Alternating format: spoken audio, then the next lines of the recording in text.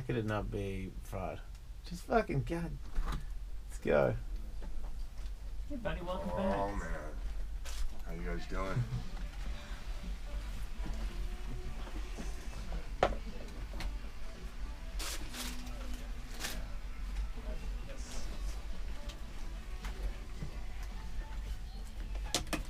Welcome back to the show. Tim Commerford. You got a man. strong bass player's handshake. Yeah, man. Is Big hands. Is the ramp bubbled? What? No, it's See? not, man. I got How's that that? thing. I got What it all do redone. I've been waiting for your call. What do you mean you get it never all called. redone? I got the whole thing skate lighted and just When? dialed. When did you do that? Maybe last summer. Man, this guy. Last summer, it's bitching, man. I actually started skating again. Really? And I went down to the skate park in San Diego, in Vista or something, skated with my friend. He had a skate camp for kids. And I actually did a week of radio in San Diego so that my kid could go to this skate camp, because his summer camp was so shit that I just pulled him out of it and put him in this thing, so that he could hang out and skate this skate park. So I've been thinking about it. I got back into fighting too. So Yeah, you got some new tattoo work on your head too, right? did I? Yeah, looks like it, right? I don't know. Maybe I. Kind of looks like it. I don't remember you having as much work on your head as you have right now. Well, when was the last time I saw you? It's been a couple years. I mean, haven't I had this thing on my fucking head for like 5 years? I've lost track of the chronology. Yeah, I don't know, man. I don't even notice anymore. It just looks like a hairpiece to me. Thank you, Dingo. Can't all be as fortunate as yourselves. Maybe he had like a hat or a beanie on or something. Could have. I might have had this the whole time. I don't think you had. I don't think I saw your tattooed head. I apologize for the scary moment that you must be having right now with the full head. Oh, Yeah. good. I love tattoos. Come on. I'm aware. You have a T-shirt tattoo. I do. I have a bodysuit. Yeah, It's like, yeah. I That's like like the legit. Yeah, Yeah. I always thought that was sweet. Yeah. And it's where you can't see it. No. The opposite of how I feel about a lot of other people these Yeah. days. It's kind of bitching like the whole Japanese, even though it's not a Japanese tattoo, it was sort of modeled after like you go to the tattoo artist and you wear the clothes that you want to wear, and you say, put the tattoo underneath the clothes. Right. You know what I'm saying? And that's the way I got it. Yeah, I always thought it was. My mom was, you got to get a real job one day. So I just got all my tattoos where you couldn't see them. Yeah. Because I figured. I still look at it like that. Like, I would love to get my neck done. Like, I love that whole neck up the chin. You don't think thing. that you're above getting a real job? I think maybe I might have to get a job one day. What are you planning on falling back on if music doesn't work out? I like cabinet making or something. I like it. I like I it. know, 'cause it's still touch and go. I get that. Cabinetry is my kind of thing, you know. I love that. Seriously though. Are you a Rock and Roll Hall of Famer yet? No, I think this is the year though that we could potentially get in there. If you are elected into the Rock and Roll Hall of Fame, would you be willing to accept that maybe you're making a career go of this? Are you signing a bad deal when you're in like Rage Against the Machine and shit? Are you like not getting a fair piece? Or why would you think that you don't have a solidified musical career for the rest of your existence? Well, here's the thing. With Rage, and even with the Prophets of Rage, it's like and everything I've ever done, it's like if you played a video game, you pick the level, you go to extreme. Like, we're on the extreme level because we immediately alienate half the country. Like, our political point of view, half the country says, fuck you, I don't like you. Okay. You know? And so that makes it hard, believe it or not. And I've seen a lot of bands come since we've been a band, since Rage has been a band, that suck a fucking dog leg, and they do so much better than us because they're not alienating half the country, you know? Yeah. So we've really, believe it or not, it's like we haven't sold that many records and we haven't done that well, even though we go to shows and we dominate everyone that's on the bill. I never even looked at it like that. I just, I'm like, good music is good music, and that's the end of that. I didn't realize there was. And then here's the other thing: it's like we only made a few records, and we, the days are over of like making money with records. You have to go on tour, and if you look at the history of like touring, I haven't done that much touring. That's, really gaps of 5 years between tours, and Well, cabinet making's cool too. Yeah, cabinet makes. I like it. Man. I love wood. I'm into it. I mean, I guess I'd buy a cabinet from him. Rather get dude, an I'll album. make a fucking cabinet. Blow your mind. You're out of your fucking mind. Man, I guess that could work out. Yeah. So you don't tour much? Why do I feel like you tour all the time? We don't tour that much. I know, right? We really don't. Like Rage only toured a very short. Like we only made 3 records. Is that on purpose? Like, did you not want to tour, or? We just never played by the rules. I've never been in a band that's really played by the rules, and it's always been like, do whatever you want, and you know. Then but I've sort of attributed that to why we're still around. Like those bands that came and copied us or did stuff like us and then sold a lot of records, they're gone. Right. And maybe they're gone because they did everything that everyone wanted them to do. Well, it's also because you were way better than them. Yeah. Than the knockoff bands. Yeah. Are you surprised? Are you surprised that Rage only made 3 albums? Did you think that at some point you were in a 10-album kind of band? No. I mean, back in the day, like in the '90s, if you would have said, you know, is Rage gonna be in the Rock and Roll Hall of Fame? I would have just laughed and said, "You're fucking kidding me, man. No way." That's so funny to me because I was talking to somebody, it might have been Mark McGrath the other day, that we were trying to think of who are like the last people that got in that are just established like legends. And I don't want to make you uncomfortable throwing a word like that around, but I felt like when Guns N' Roses showed up after 1 album, if you saw them on stage with, you name it, with Ozzy or whatever, it was like, yeah, that kind of makes sense. They didn't need to, and I felt like you guys are on Jack White is the other name that came up, are on the very, very short list of, I felt like, 1 album, and it was just understood these guys are among the heavy hitters and will always be regarded that way. We'll see about that. You know, like I said, this is the year that we actually are up for it. Yeah. And aren't you already in it, Chuck D? Chuck's in it. I just want honey in this damn tea. Aaron got me the tea, and I'm like, searching for honey. He needs honey in his tea, you guys. Don't talk to Chuck until he's already in. It's just enjoyable hearing Timmy C. He's like the spiritual essence of Prophets of Rage. And, wow. And coming actually, from him. Yeah, not on the mic, I might add. That's heavy, man. We heard that he really likes you. For real, man. We play the right side of the stage, man, and we dominate the right side of the stage. Right. Chuck and I. It's like the low end zone. We're the defense. Me, Brad, and Timmy. And the offense is Tom and Be Real. Do you want to grab a microphone, please? I'm intimidated a little bit. When I get honey first, no. Get him honey! I'm sure the honey's on its way. I was fine listening to Timmy. But you know, the whole Rock and Roll Hall of Fame thing, it's like the big question is like I sort of look at it, you get inducted into that and that means you're no longer relevant. I swear. I mean, sorry Chuck, but that's the way I look at it, you know? It's I'm relevant in this group. You are, but like it's back. You know? They had to give it to us because we smashed motherfuckers and oh yeah, the buck stopped with us, and you know, with in our genre, because a lot of times people are like, oh, it doesn't need to be, and you know, rappers can't be in the Rock and Roll Hall of Fame. And I say, first of all, you don't know what the fuck you're talking about. You don't know enough about the shit you do. But in rap music, you know, these things aren't given to you. You gotta fucking earn them.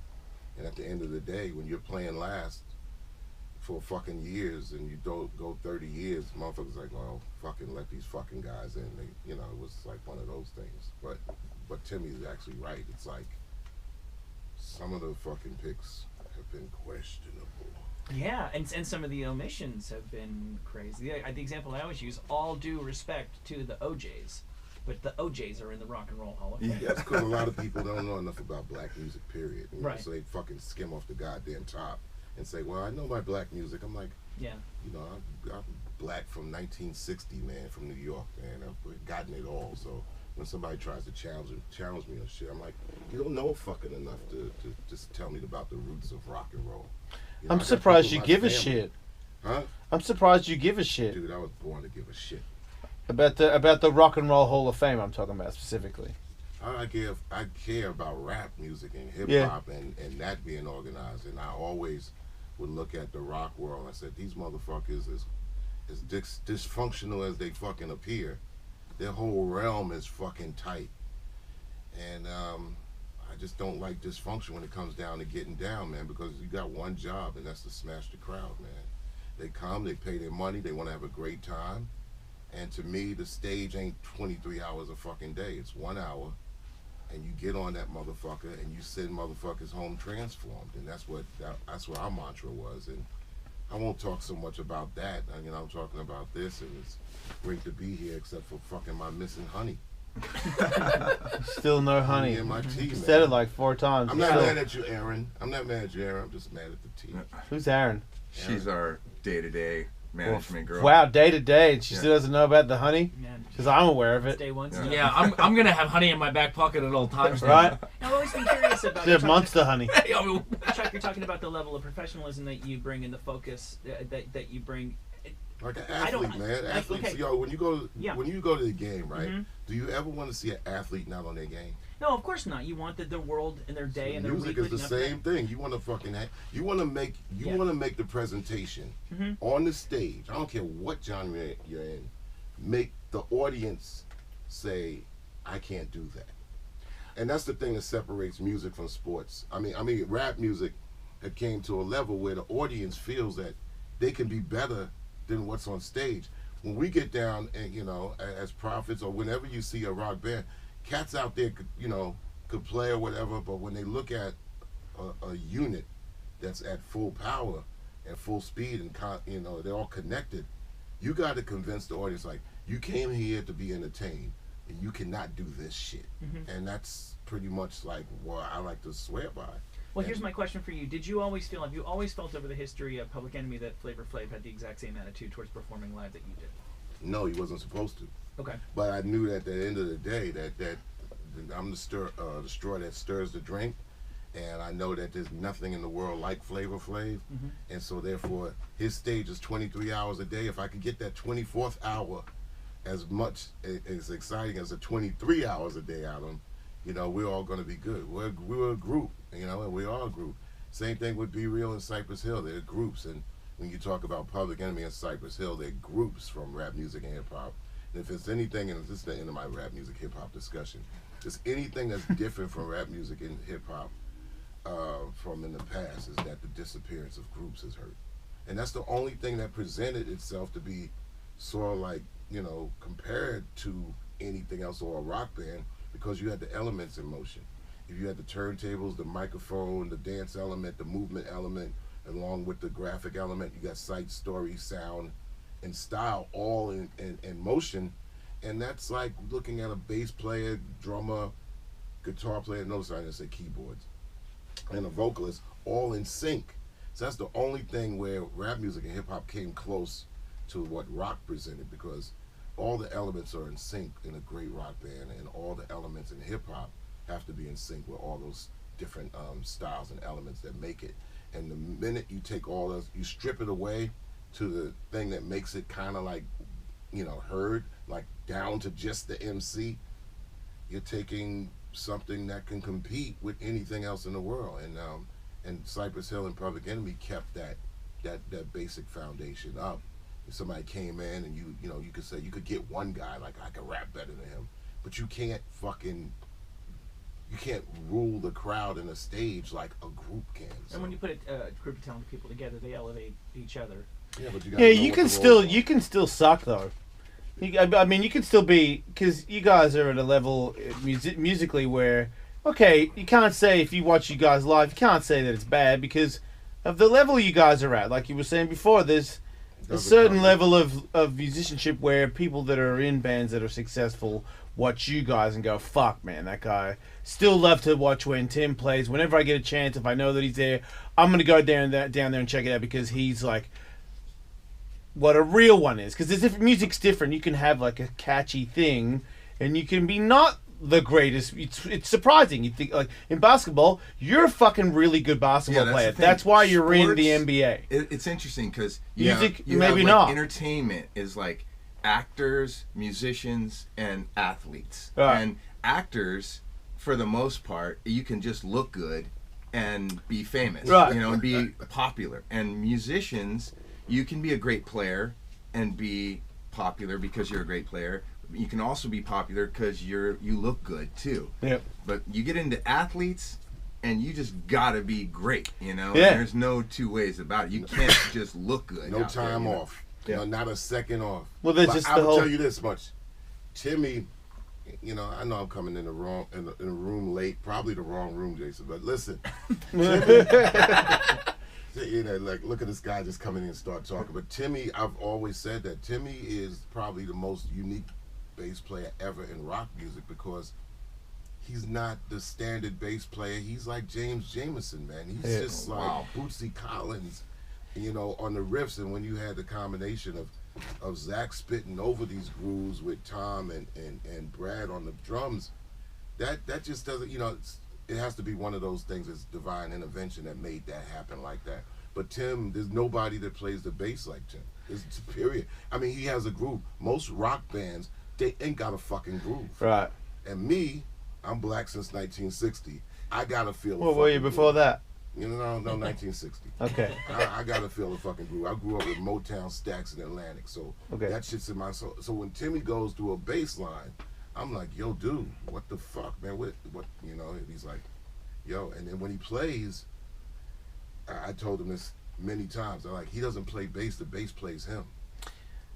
Take it. Like you can tell, you're one of those. I try to get better, you know. Like weird, I'm freaky still guys. trying to get better. You know, I still go on YouTube and like go advanced bass lesson and just pull up some like freak that no one knows about that like shreds it. Yeah. And learn, you know, and I love it. Is there like new freakish guys out there constantly where you're like, I did not know that you could do that with the bass guitar? Absolutely. And on the internet, kids nowadays, they got it made because I didn't have that. Obviously, Right. when I was a kid, I had a record with a, you know, Yeah, you couldn't even needle. get like the video of it. Nothing. You just hear somebody you'd did be something. psyched if Right. you saw your favorite band, a video. And Right. oh my God, you know. But like nowadays, it's like if you're a kid, you're learning how to play. I can't imagine like how awesome that would be to be able to just go on the internet. And like I said, there's some guys I don't even know their names. That there's this one certain guy that whenever I do that like advanced bass lesson, this one dude pops up and he's just fucking awesome, man. Is he in a band where he performs live as well? I don't think so. Because isn't there a difference to that as well? Like, isn't there? Sure, he can do this shit on the internet. He sits there and he fucking just goes ballistic. But performing live in a band, how is he? Is he the kind of person that is so good that he would figure that out? That would be maybe he wouldn't fit in. It's like what Chuck said. You got to you're in a team. Like we're a team, you know. And there's like give and take. And being in a band is really you have to learn everyone's feel and all that. And that's a whole different thing, you know. That's another thing that you can't make a video about, you know. That's just something you can talk about. But like, fuck, like I said, I mean, I'm blown away when I like. The other day I saw some dude playing like this shit called sweep arpeggios, which, you know, like when you're playing with a guitar, you just rake the pick down the strings and you can like, oh wow, like that. And this dude's like with his fingers like on the bass. I was like, fuck, are you kidding me, man?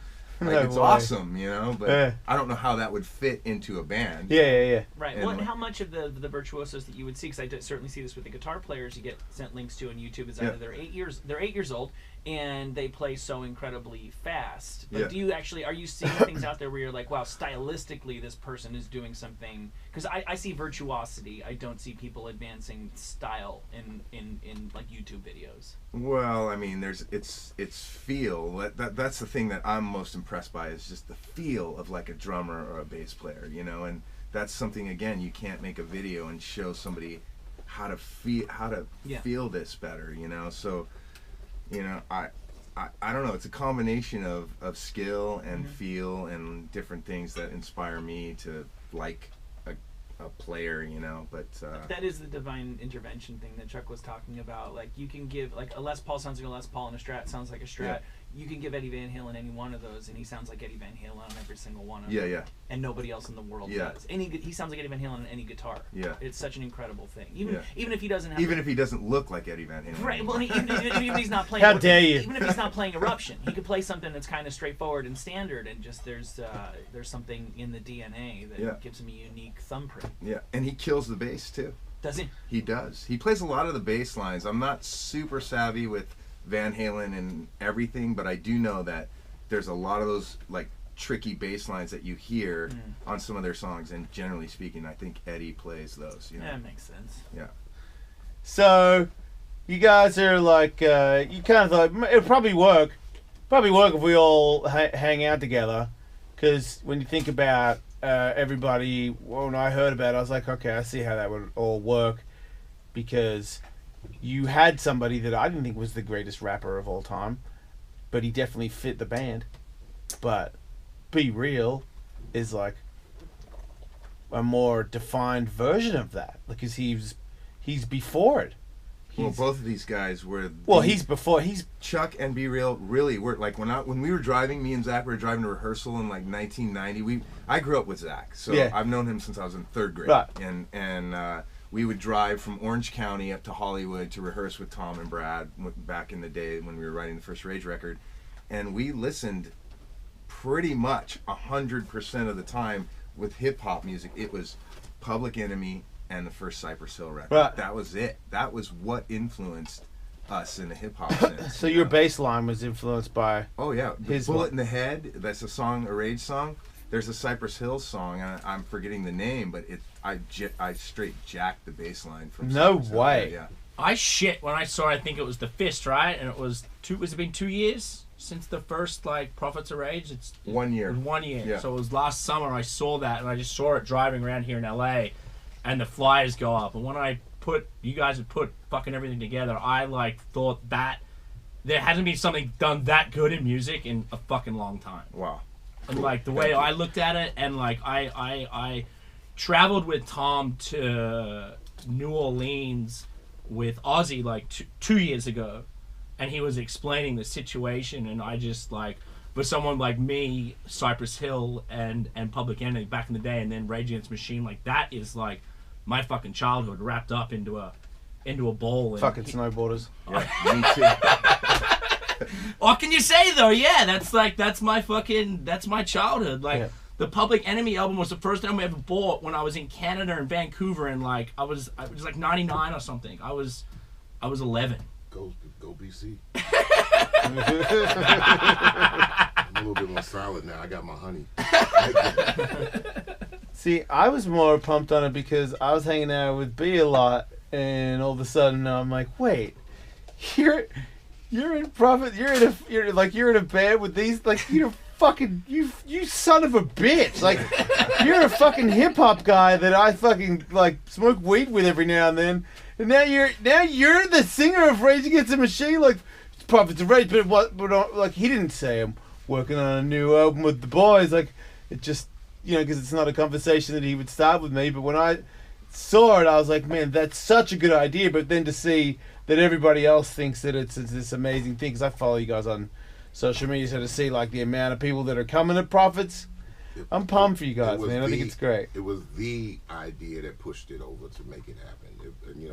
It wasn't going to happen without Be Real. Right. And then that's what clarified to me when I was asked, because I came down and I said I brought DJ Lloyd because I thought that, hey, look, his introduction to the turntable element, I thought, and Lloyd is one of the best in the world. And but I was like, wow, 56, and then Zach De La Rocha's shoes is like, it's like a space crater, Yeah. So I'm like, it's no effing way. But when Tom asked me, he said, what do you think about Be Real? I was like, yes, because that automatically made me know that I can play the role as the second backup on a mic. It's like in sports. It's like, yeah, I know I had time where I was scoring 40 points a game and grabbing 20 rebounds or whatever, or hitting 3 home runs in a game, but now I could DH behind Be Real, and he's an incredible front man.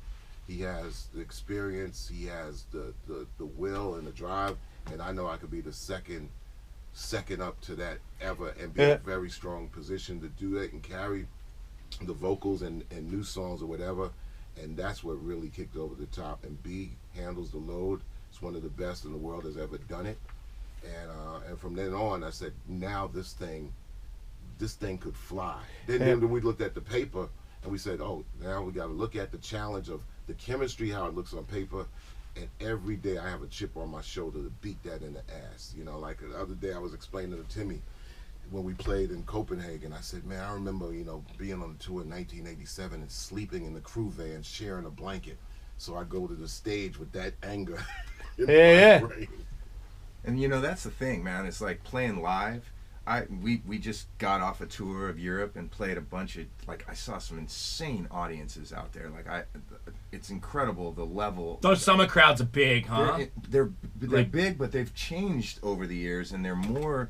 There's more going on. Yeah, no, I mean, there's a lot going on. The first show we played here on this tour, at one point we were playing, it was like a 50,000 person audience, and I would say like maybe 5,000 people in a section in the front laid down on the ground and started rowing.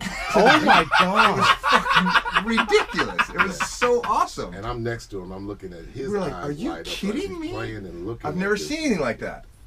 Oh my You know? God. And then it's like, Be Real has been sort of orchestrating, like getting the crowd to do things, which we never did with Rage. We just played, and then we have certain songs, and as we do with the Prophets, where the crowd will go off regardless of what you do. Yeah. But I never thought about, like, wow, you could actually tell them to do things, and they'll do it, and then you play the song and you pour gas on the fire. Yeah. It's fucking awesome. It's like you're looking at Milky Way and Andromeda and Yeah, it's crazy. galaxies of Fucking swirling crazy. bits. I honestly saw some shit on this last tour that I have never seen before in an audience. You know, and an audience that's 50% of the show, at least from in my career. It's like the audience is one half and the band's the other, and if one's not doing good, the other one's not going to do good. But I saw some shit, and then what we do is so different in that we go on stage, or at least for me, and I think for all of us, it's like like Chuck said, we're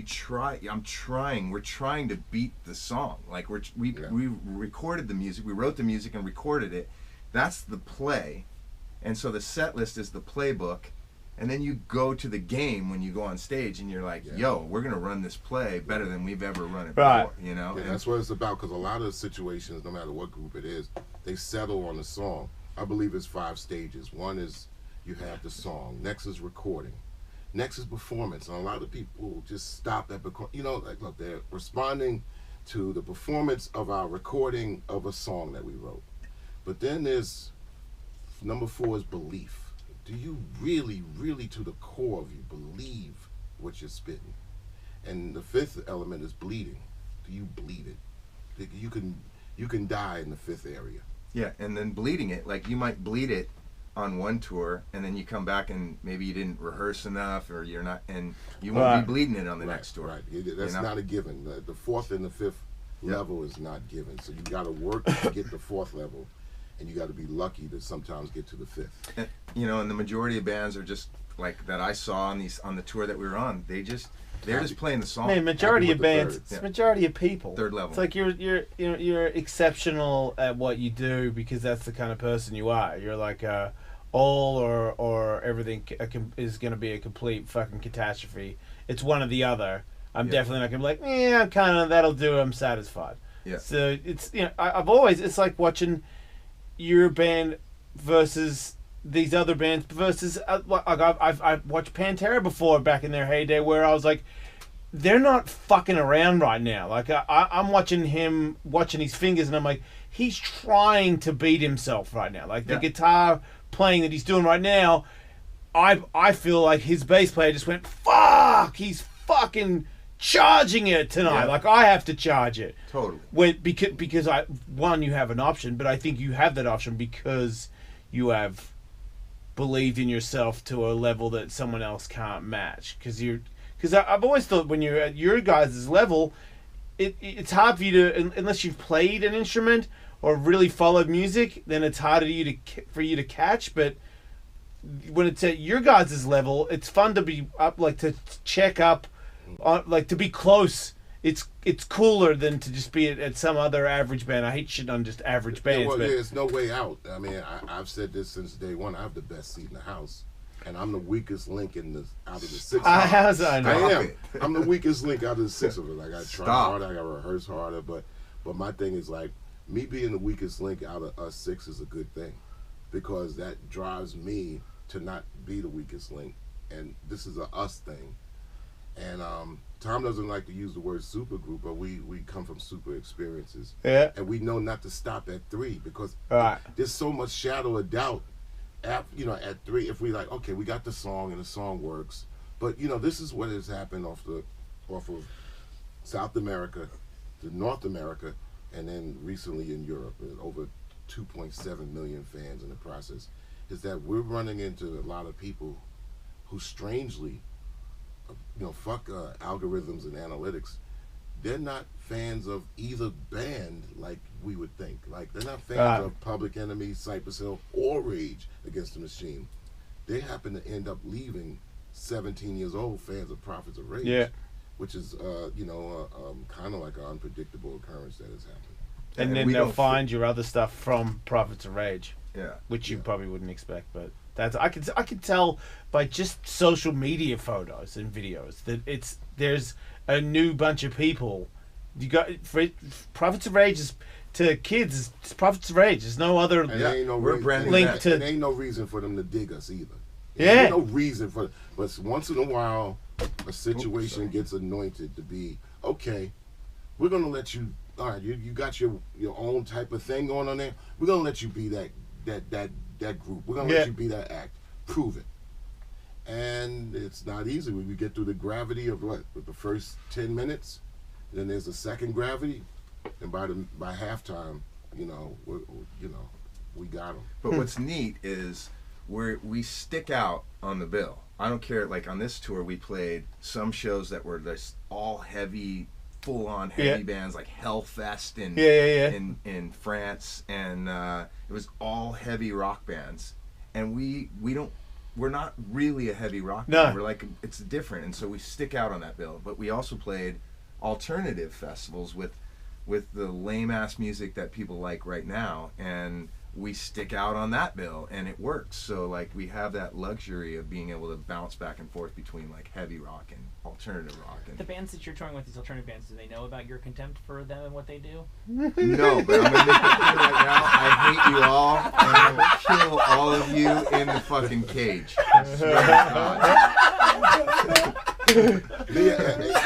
I didn't come in this room with a chip on my shoulder. I don't brag about myself per se. But when I'm with a group, I gotta go by the group, by the group motto of just like, destroy them all, But it's great to brag about your group, not so much yourself. But that's why I said my guys are the best in the world, and I'm just trying to just hang with that. Yeah, I mean, it's kind of fair enough. You are. It's very considerate of you to say that, considering who you are. But you are. I've always thought you guys are ridiculous, musically ridiculous. Like whether Zach is not the greatest rapper that ever lived, and if he had the greatest rapper lived, he's but it wouldn't work if he was with badass. you. Let me tell straight you, up. There's no room for like Jay-Z or some stupid 25 years old, 30 years old, sounding like a dude that has a knife turning in him. Yeah, you have to match that streak and that energy and stuff like that. That's why it's two of us doing those Rage songs. It's me and Be Real, and you're not going to match the shrieking urgency of The Last Day on Earth, but we have power. And if I had to say anything that I have, I think I have the loudest voice ever. So that's if I might have like a flow or whatever, but I could yell over a mountain and it won't wear out. And I'm next to a guy and in front of a drummer and with a guitarist that's fucking blasting volume at maximum. So you got to scream over it, yell over it, and we're bringing good power to these songs. Are you how are you after the gig? You guys are all pretty married and seasoned. Is there any sort of a whore fest that's happening there? No. You've got that all. Never has been. No. Never. There was never a bunch of women. No, it wasn't sex, drugs, and rock and roll. It was politics and rock and roll. Every time. Pissed and rock and roll. Afterwards pissed, or is there like a release? Pissed all the time. Like pissed all the time. It was real honest to God rage. Have you settled now? I mean, I have a family and children, yeah. But you're still like, you get sketchy angry, huh? I do. Yeah. I do. I love to be angry. Right. Well, at least you can admit it now. I tell people that all the time. It's like great things have happened in the world because people got pissed off about it. Well, let me ask you about that. I'm curious to hear from both of your perspectives based on your experiences individually and now as a group. What are the limits of what political activism in music can achieve? Like, there is not going to be a violent revolution that happens in America because of any band. There is some limit. What is that limit? I think your music better be banging. And then you better present it like where you touching so much of an emotion that you can get at least a person to say, you know what, I could change the world by starting with myself. I will go home and try to be a different person tomorrow than I was coming in. And that's pretty much when we come into a place, it's like, can we make the place better when they leave it as opposed to how they came in? And I think that's the beginning of a change, when you could get and convince somebody with themselves that they could probably even, go to the next level. Because we're trying to do that in performance. We're trying to we could come in and mail it in, but, that won't work for us. It won't work for you. We're going to come in and blow your expectations away, and we're going to say some things on top of those expectations that make you say, I didn't think of that. So everybody can make a change with themselves, and that's a good place to start.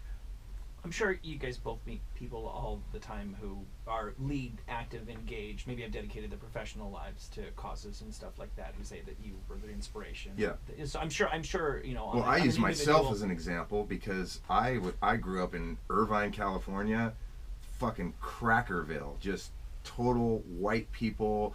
Like, there was virtually no ethnicity in the schools that I went to, and I didn't have a political point of view at all. And then I learned my politics through listening to Public Enemy and Cypress Hill and meeting Zach and growing up with Zach and Tom, and I became political through music, and so I know that music can get to people and change their ideology for sure. Yeah, sometimes politics is just recognizing your privilege and then looking at other people and say, they should be able to have the same opportunity or the same shot that I have, or if I lucked up, how can I actually take a little bit of my lucky aura and try to show a better way for them. Look, man, our song Living on the 110 talks about homelessness in a way that, it's banging, but, this is a crazy, serious issue in the first year of 45, right?